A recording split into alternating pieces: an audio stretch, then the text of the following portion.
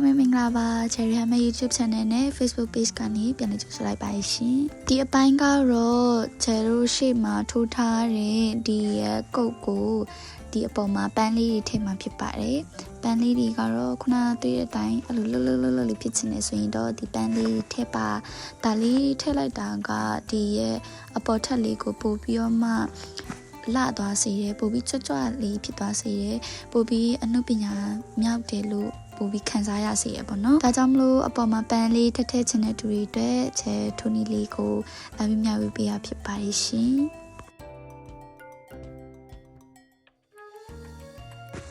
အရင်ဆုံးကချီအစိမ်းရောင်လေးသုံးပါမယ်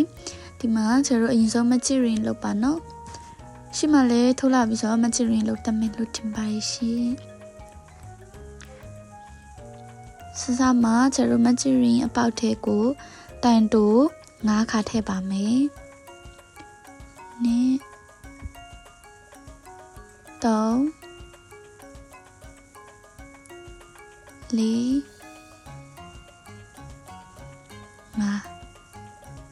ပြီးပြီဆိုရင်တော့ကျိုးတူလေးကိုဆွဲလိုက်ပါပြီးတော့ကျွန်တော်ပထမဆုံးတန်တူအပေါက်ကိုဆက်ကောနဲ့ဆက်လိုက်ပါနော်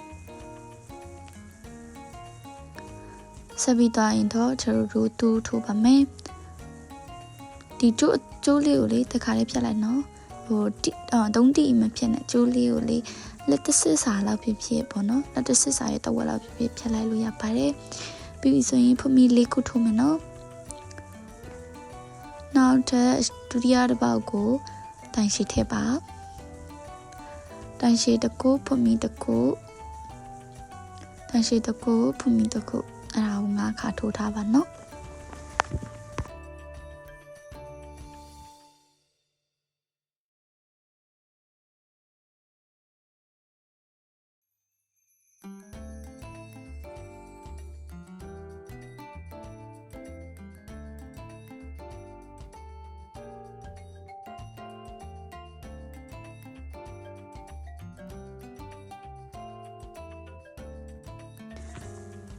9ခါပြီးရင်တော့ဒီမှာဖွမီ4ခါတက်ထားရပါတော့3ခုမြောက်တင်းနဲ့3ခုမြောက်အပေါက်ကိုရှက်ကော်လီနဲ့ဆက်လိုက်ပါဆက်ပြီးဆိုရင်တော့ဖွမီတစ်ခုချိန်1ထိုးမယ်ပါနော်ပြီးရင်ဖြတ်လိုက်ပါ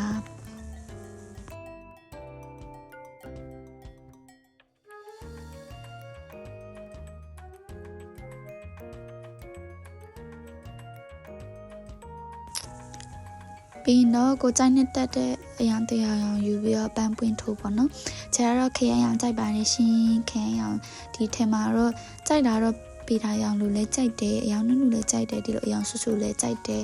အရောင်လင်းလင်းအဲ့လိုမျိုးတွေတိတ်တော့မကြိုက်ပါတော့ဒီလိုမျက်စိအေးတဲ့အရောင်လေးကြိုက်တယ်အပန်းရောင်လေးကြိုက်ပါတယ်ဒါပေမဲ့ဒီထဲမှာတော့ကျန်ခရမ်းရောင်လေးဆိုလို့ပိုလာလောက်မတင်လို့ခရမ်းရောင်လေးထိုးပါမယ်ဒီမှာဖွမီနှစ်ခုထိုးမယ်နော်ဖမင်းနှစ်ခုထိုးပြီးပြီဆိုရင်ဒီမှာဘတ်တန်မှာချက် pom 4 or 5လို့ရေးထားပါတော့အဲ့ဒါဘာပြောရလဲဆိုတော့ဒီမှာတရရဆွဲရမယ်ဒါဆိုချင်း2ခါဆွဲလိုက်ပြီပေါ့နော်တရရဆွဲရမယ်3ခါတရရဆွဲရမယ်4ခါအဲ့ဒါကိုပြောတာပါတကယ်လို့5 line နဲ့ဆိုရင်4ခါလောက်ပဲထိုးလို့ရပါတယ်ချက်ဒီဟာကို5 line ဆိုတော့လေတကယ်လို့4 line လောက်နဲ့ဆိုရင်တော့9ခါလောက်ဆွဲမှအဆင်ပြေပါမယ်ရှင်ဆွဲပြီးရင်အကုန်လုံးဆွဲထုတ်တာပါတယ်ဆွဲထုတ်ပြီးဖုန်းတစ်ခုထိုးဒါချင်းနောက်တစ်ခုထုတ်ပြမယ်တစ်ခါနှစ်ခါဆွဲမယ်ရစ်ပြီးမှဆွဲတာမနော်3ခါရစ်ပြီးအပေါက်တဲ့ထက်ဆွဲလာမယ်4ခါပြီးရင်ဆွဲထုတ်မယ်ဆွဲထုတ်တဲ့ချိန်ကျရင်ကျွမ်းနေတဲ့လူဆိုရင်တော့တခါလေးဆွဲရထုတ်လို့ဆင်ပြေပေါ့နော်အခုမှစထိုးတဲ့သူနည်းနည်းပပအခုမှပဲစထိုးတယ်အခြေခံလက်တည်တဲ့သူတွေကြတော့သူကတေချာလေးဆွဲလာမှရမဟုတ်ရင်ချီတယ်ရမ်းကြီးတက်ပိုင်းနော်ဒါကိုစွစွပေါင်းကကျတို့ total make 6စွစွပေါင်း6ခုလောက်ပါမယ်6ခုပြည့်ပြီဆိုရင်တော့ကျတို့ကဒီရဲ့ပထမဆုံးတစ်ပေါက်ပထမဆုံးတစ်ပေါက်ကဘယ်ကိုထိုးရမှလဲဆိုရင်ဒီဖောင်းရဲ့အလဲတက်မှရှိတဲ့ဒီတစ်ပေါက်ကိုရှက်ကော်လီနဲ့ဆက်လိုက်ပါ ပြီးဖွမီတစ်ခုထိုးပါမယ်ပြီးပြီဆိုရင်ချက်ပတ်တန်မှာရေးထားတဲ့ SC ထိုးမယ်ပေါ့နော်အဲ့ကျတော့ထိုးတဲ့ချိန်ဘယ်တဲ့ထည့်မှလဲဆိုတော့ဒီနှစ်ခုကြားတဲ့ဖောင်းနှစ်ခုကြားတဲ့ထည့်လဲရတယ်ဒီတိုင်အခုချက်ထိုးမဲ့ထည့်လဲရတယ်ပေါ့နော်ကျန်နှစ်ခုကြားတဲ့ထည့်တယ်ဆိုရင်ပန်းကတော့အတူတူပဲဒါပေမဲ့ကျိုးအရင်ကြီးမှဆိုလို့လေချက်ဒီထိတ်ကတက်တဲ့ထည့်ကိုပဲထည့်လိုက်ပါမယ် SC ပြီးပြီဆိုရင် 2DC ထိုးပါမယ်တိုင်ရှိနှစ်တိုင်ထည့်မယ်နော်အဲ့တစ်ပေါက်ထည့်ကိုပဲထည့်မယ်နော်ပြီးရင်တော့အဲ့တစ်ပေါက်ထည့်ကိုပဲတိုင်တူထပ်ထည့်ပါမယ်ဒါဆိုကျတော့ပတ်တန်ပြီးသွားပါပြီတစ်ခုရသွားပြီပေါ့နော်ပြီးနောက်တစ်ပေါက်ကိုသွားမယ်တိုင်တူပြီးရင်အဲ့ပေါက်ထည့်ကိုပဲတိုင်ရှိတစ်တိုင်းထည့်မယ်နောက်တဲ့တိုင်ရှိတစ်တိုင်းထည့်မယ်တိုင်ရှိနှစ်တိုင်းပြည့်ပြီဆိုရင်အဲ့အပေါက်ထည့်ကိုကျတော့တိုင်တူနဲ့ထိုးအော်ဒီပတ်လည်မှာကျတော့စုစုပေါင်း6ခုရှိမယ်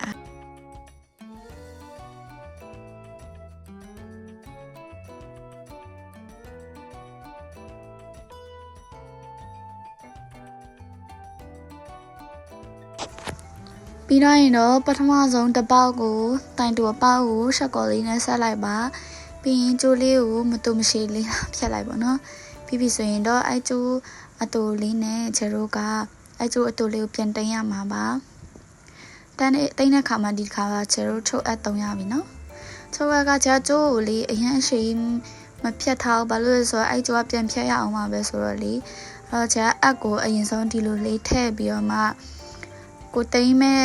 လမ်းကြောင်းကိုဒီလိုလေးထိုးလိုက်တယ်ပေါ့နော်အရင်အများကြီးမဟုတ်ဘူးပန်အပွင့်တိတိလေးပဲဆိုတော့ထည့်လိုက်တယ်ကျိုးကဒီလိုဖြတ်ထားရလဲအတူဆိုတော့ပြီးမှအဲ့အပေါက်ထဲကိုအလီနဲ့ထည့်လိုက်တယ်ပြီးမှဆွဲသိမ်းလိုက်တယ်ပေါ့နော်ပြီးရင်တော့ကျိုးလေးကိုဖြတ်လိုက်ပါမယ်ဒီပန်းပွင့်ကိုစွတ်ပေါင်းချဲဒီအင်ဂျီမှာဒီအပေါ်ထက်မှာထိုးထားတာကစွတ်ပေါင်း25ပွင့်ထိုးထားပါရှင်အခုချဲတို့ချီအစိမ့်နဲ့တရွက်လေးထိုးပါမယ်ချီကင်မယ်ပြီးပြီဆိုရင်တော့ slip knot လေးလုပ်ထားပါပြီးရင်ဒီမှာဆိုချဲတို့က slip knot ပြီးပြီဆိုရင် chain ထိုးမယ်ပေါ့နော် chain ကို19ခုထိုးပါမယ်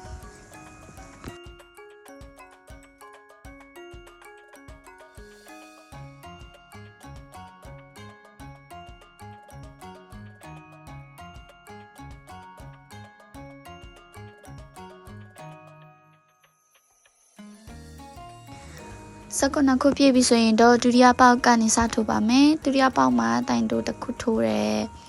ပြီးရင်နောက်တစ်ပေါက်ကိုတိုင်လက်တစ်တိုင်းထိုးပါမယ်ပြီးရင်တိုင်ရှိ3တိုင်းထိုးပါမယ်တစ်ပေါက်တစ်တိုင်းနော်တစ်တိုင်းပြီးရင်နောက်ထပ်ရှိတစ်ပေါက်ကိုထည့်မယ်နှစ်တိုင်းနောက်ထပ်အရှိတစ်ပေါက်ကိုထည့်မယ်3တိုင်းပြီးရင်တော့ဒီမှာ 3DC ပြီးရင် 8DC ပေါ့နော် 8DC ဆိုတာတိုင်လက်တစ်တိုင်းပြီးရင်တော့တိုင်တိုးတစ်တိုင်းရှက်ကော်နှစ်ခုဆက်ထိုးပါရှက်ကော်တစ်ခါရှက်ကော်နှစ်ခါပြီးရင်တိုင်တိုးအရင်သွားမယ်နော်ပြီးရင်တိုင်လက်ပြီးလို့ရှိရင်တိုင်ရှိ3တိုင်း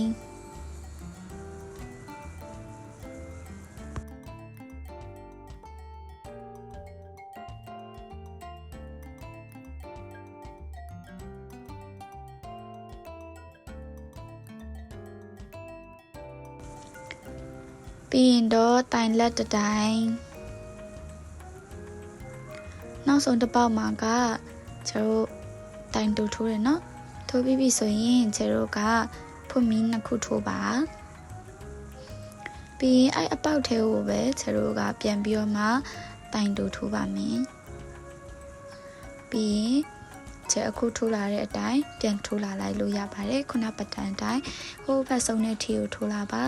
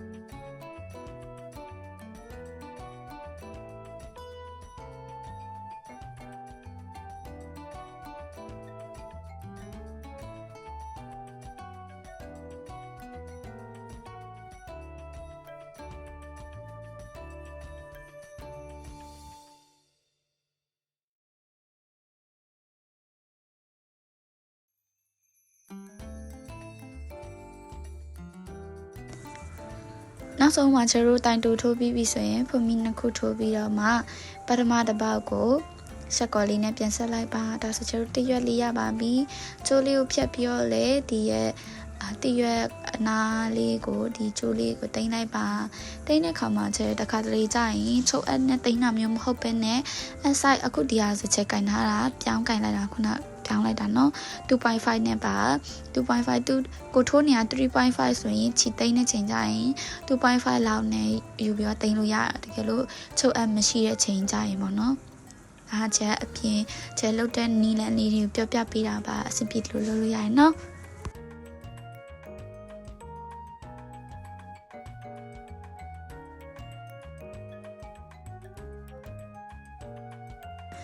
ကဲဒါဆိုကျတော့ဒီမှာတရွက်လေးလည်းရပြီးပွင့်လေးလည်းရပြီးဆိုအရင်ဆုံးကကျတော့ဟိုအပွင့်လေးတွေဆက်တော့မယ်ပေါ့နော်ဆက်တဲ့ခါမှာအရင်ဆုံးကျတော့ပွင့်ဖက်နှစ်ခုဆက်တဲ့အတွက်ဆက်ဖို့အတွက်ဖွမီ30ထိုးပါဖွမီ30ကိုတော့စွတ်စွတ်ပေါင်းက17ဂျိုးလောက်ထိုးရလောက်တယ်ဒါမဲ့ကိုက3ပွင့်တွဲ3ပွင့်တွဲရနှစ်ခုအဲ့လိုတဖြည်းဖြည်းလှုပ်ရင်းနဲ့ထိုးလာလဲရတယ်နော်ချက်တချမမှတ်မိတော့ပြီးရင်တော့3ပွင့်ဆက်ဖို့အတွက်ကဖွမီ40ပွင့်ဖက်5ခုဆက်ဖို့အတွက်ကဖွမီ50ပွင့်ဖက်9ခုဆက်ဖို့အတွက်ကဖွမီ65ဒါမှမဟုတ်90ထိုးထားပါကျတို့ဒီမှာဆိုရင်ဒီကျိုးလေးကိုကျတို့ဒီမှာကျိုးအစလေးပေါ့နော်အဲ့ဖြတ်ထားတဲ့နာကနေပြီးတော့မှကျတို့ကကျိုးလေးဆွဲလာတယ်ဒီမှာနော်ဆွဲလာတယ်ပြီးဆိုရင်အပွင့်လေးကိုအထက်ဆွဲသွားအဲ့လိုဆွဲသွားမယ်ဆွဲသွားပြီးဆိုရင်ကျတို့ကဒီနားမှာကျိုးလေးထုံပါမယ်ထုံတဲ့ခါမှာကျတို့ဘာဖွမီတခုအဲ့ဒီတင်းတင်းလေးဆွဲပြီးကျိုးဖြတ်ထားတဲ့နာလောက်ပေါ့နော်အဲ့နာလောက်ကိုရောက်အောင်ကျတို့ကကျိုးထုံးမယ်ပေါ့နော်ဒီလိုထိတ်နာလေးရောက်အောင်ထုံးပါပြီးတော့ပြီဆိုရင်ဒီနာလေးကိုကြီးလေးနဲ့ဖြတ်လိုက်ပါပြီးရင်ဒီပန်းပွင့်လေးကိုကျတို့နောက်ထားလိုက်ဒါဆိုတူပြုံးမထွက်တော့ဘူးပေါ့နော်ပြီးနောက်တစ်ခုကိုလည်းကျတို့ကပန်းပွင့်ကိုအရင်ထည့်ပါပန်းပွင့်မပါပဲထုံးမိသွားတတ်တယ်နော်ခြေတော်မှဒီကလုံနေနေတချို့ဟာလေးအဲ့လိုဖြစ်တာအပွင့်အရင်ထည့်ပါပြီးရင်ကျိုးထုံးမယ်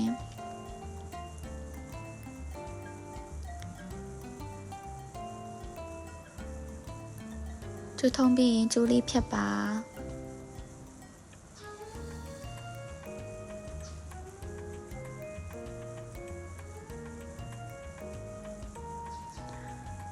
ကျိုးဖြတ်ပြီးရင်တော့ကျတို့ဒီပန်းလေးကို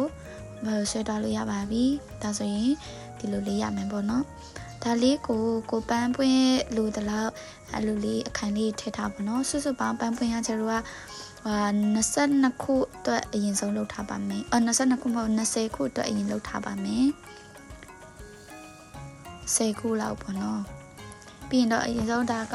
ကျဲ9ပွင့်တွဲအတွက်ချဲလုပ်ပြပေးမယ်ကျန်တဲ့ဟာလည်းတူတူပဲเนาะဥပမာ3ပွင့်ဆိုရင်ရှေ့မှာတစ်ခိုင်ပဲရှိမယ်ဒါက9ပွင့်အတွက်မလို့ချဲက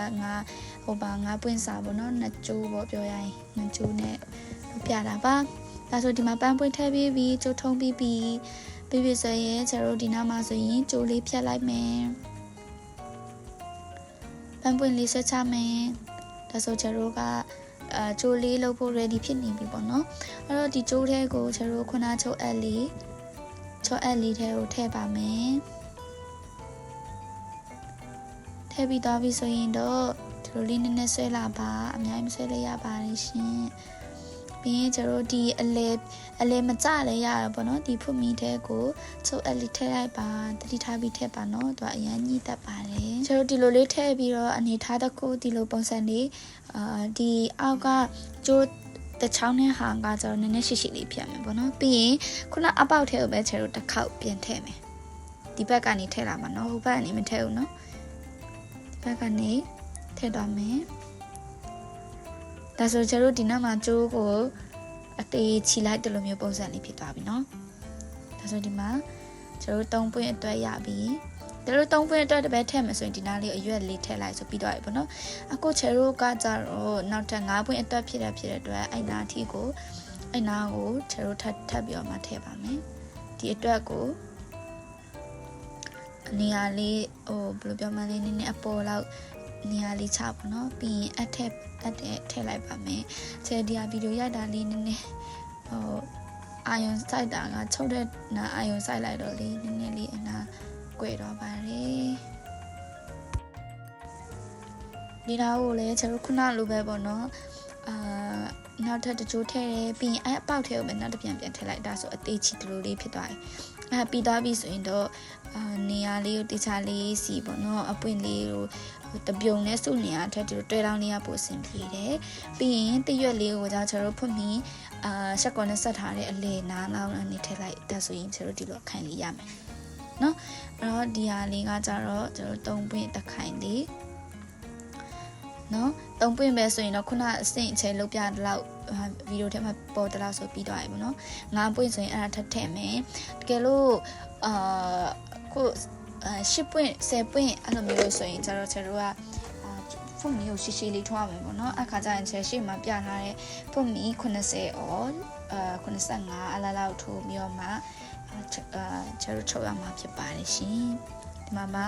ဒါကတော့ချက်အရှိဆုံးဟာတကူအရှိဆုံးတစ်ခုမှာကျွန်တော်ရင်နားမှာပေါ်တဲ့ဟာလေးပေါ့နော်အဲ့ဒါလေးထည့်ဖို့တော့ကကြောက်ချက်အကျိုးနှစ်ကျိုးဘူးထိုးလိုက်ပါတယ်နည်းနည်းခိုင်အောင်လို့ပေါ့နော်မဟုတ်ရင်အပွင့်ရေးရလေးများခါကျတော့ဖုတ်မင်းကျတော့တီးတဲ့အတိုင်းအကျိုးလေးကနည်းနည်းတေးမှဆိုခါကျတော့လေချက်နှစ်ကျိုးဘူးထိုးလိုက်ပါတယ်တကယ်လို့5 blind နဲ့ထိုးတဲ့သူတွေဆိုရင်တော့တကြိုးပဲလဲရရပါတော့ချက်4 blind နဲ့ဆိုတော့ပန်းကကျတော့5 blind ဖြစ်သွားအဲ့လိုဆိုခါကျတော့လေအဲ့တော့ဒီရာချုံနေလေးလဲတူပါပဲလို့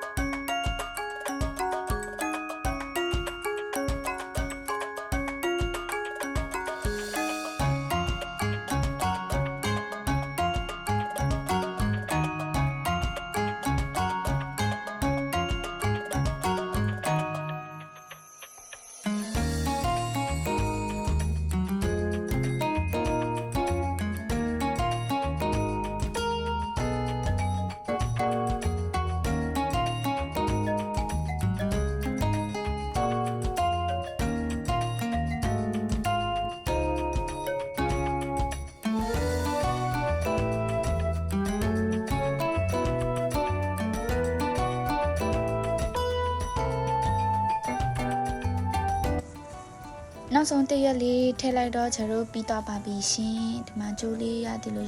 တဲလောင်းလေးရပါတယ်ဒီတက်လောက်အရှိလေးကလည်းဒီမှာပဲတုံးလို့ရတော့မဟုတ်ဘူးပေါ့နော်ကျွန်တော်ကားရဲ့အရှိမလို့ချိတ်ချင်တာကားပတ်မှန်ကြည့်တဲ့နားလေးမှာချိတ်ချင်တဲ့ဟာလေးတွေလည်းဖြစ်ဖြစ်ဒီရဲ့ပုံစံလေးတွေထို့ပြီးတော့အဲ့နားလေးကိုချိတ်လို့ရပါတယ်ဒါလေးကတော့ချဲစွစွပေါင်း9ကျိုးပဲလောက်ထားပါတယ်ဘယ်ဖက်2ကျိုးညာဖက်2ကျိုးအလေးတွေမှာကျိုးအရှိ1ကျိုးပေါ့နော်အခုကတော့ချဲဒီကျိုးချီရဲ့ဒီဖက်ချမ်းပေါ့နော်ဒီဖက်တစ်ချမ်းကိုတစ်ချမ်းကိုကြားနေတက်တဲ့တစ်ချမ်းကိုယူလိုက်ပါပြီးရင်ဒီမှာပါထည့်တဲ့ချိန်မှာလည်းချဲကဒီမှာပေါ့နော်ဒီလိုတပတ်ပတ်လိုက်တယ်ဒီလိုရိုးရိုးအဲ့လိုခြီလိုက်တာမျိုးမဟုတ်ပဲနဲ့ကျွန်တော်နောက်တစ်မျိုးခြီလိုက်ပါမယ်เนาะအဲ့ဒါကြရင်နည်းနည်းပိုဖြုတ်ရလွယ်တယ်ဒီမှာတရားကိုကျွန်တော်ဆိုဒီလိုတစ်ပတ်ဒီဘက်ကိုတစ်ပတ်ပတ်လာမယ်အဲ့ပြီးလို့ရှိရင်ကျွန်တော်ဥမာလက်ညှိုးနဲ့လက်ကလေးအပေါက်ပေါ့နော်အဲ့ထဲကိုကျိုးလေးပြန်ထည့်လာလိုက်တယ်ဒါဆိုရင်ဒီနားလေးမှာသူကျိုးအတိုးအလျှော့အဲ့လိုမျိုးပုံစံလေးလုပ်လို့ရတယ်ဒီနားလေးကိုလည်းကျိုးဖြတ်လိုက်ပေါ့နော်အဲ့ဒါလေးကိုမလာတဲ့ပုံမပေါ်ဘူးအဲ့ကျိုးလေးကိုလည်းကိုကတခါတည်းကြရင်အဲ့ရှုပ်ရှုပ်ဆက်ဆက်မကြိုက်တဲ့ချိန်ကျရင်ကျွန်တော်အဲ့ကျိုးလေးတွေကိုဖြုတ်ထားလို့အလွယ်တကူဖြုတ်ရလွယ်အောင်လို့ချက်ကလှုပ်ထားပေးရပါဒီမှာပေါ့နော်ဒီလိုလေးပတ်တယ်ပတ်ပြီးသွားရင်ဟိုဘက်ကနေအဲ့အပေါက်ထဲကိုဒီလိုလေးပြန်ထည့်လာလိုက်တယ်ဒီကျိုးအရှင်လေးပေါ့နော်ပြောရရင် ကဲဒါဆိုကျိုးအရှိလေးကတော့ရပါပြီရှင်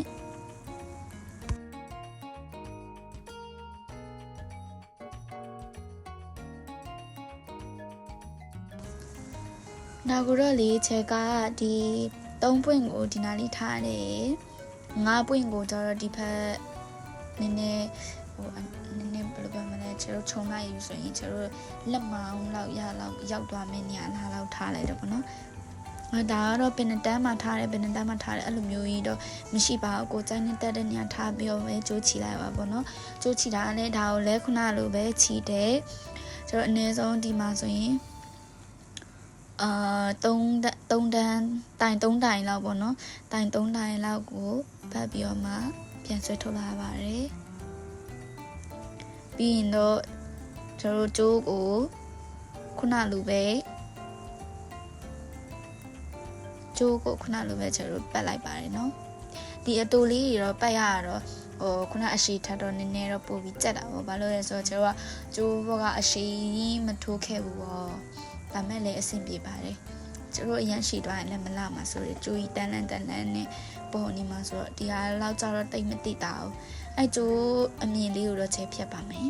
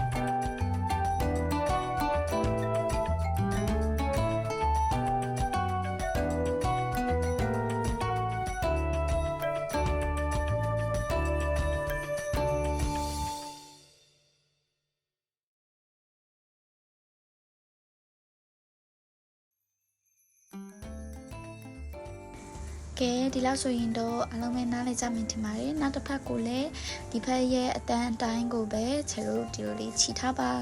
ဒါဆိုရင်တော့ဒီလိုလေးရလာပါမယ်ဒါဆိုခြေတို့လိုချင်တဲ့လီလီကုတ်ထွန်းနီလေးရပါပြီရှင်အလုံးစင်ပြကြပါစေတကယ်အရန်လာတာပဲဒါလေးဘလို့ကြည့်လို့မဟုတ်ပါဘူးတကယ်ဒီနှစ်2026ထဲမှာအမတ်တရားတစ်ခုဖြစ်သွားခဲ့ပြီပေါ့နော်ပုံမှန်ဆိုရင်လေးချက်ကအောက်ကဒီလိုပတ်တန်နည်းနည်းရှုပ်တဲ့ပုံစံလိုမျိုးချက်တိတ်လေးတင်ထားမရှိဘူးချက်ရှင်းပြရင်လည်းနားမလည်မှာဆိုတော့ပေါ့နော်ဒါပေမဲ့ဒီအထည်လေးကိုတော့ချက်အတန်တိုင်းဆုံးရှင်းပြပေးထားပါတယ်ပန်းလေးလည်းအရန်လာတာပဲကိုကြိုက်တဲ့အရာလေးနဲ့ဆိုတော့လေအဆုံးထိကြည့်ပေးလို့ကျေးဇူးပါနောက်ထပ် tutorial အသစ်တွေမှာပြန်တွေ့ပါမယ်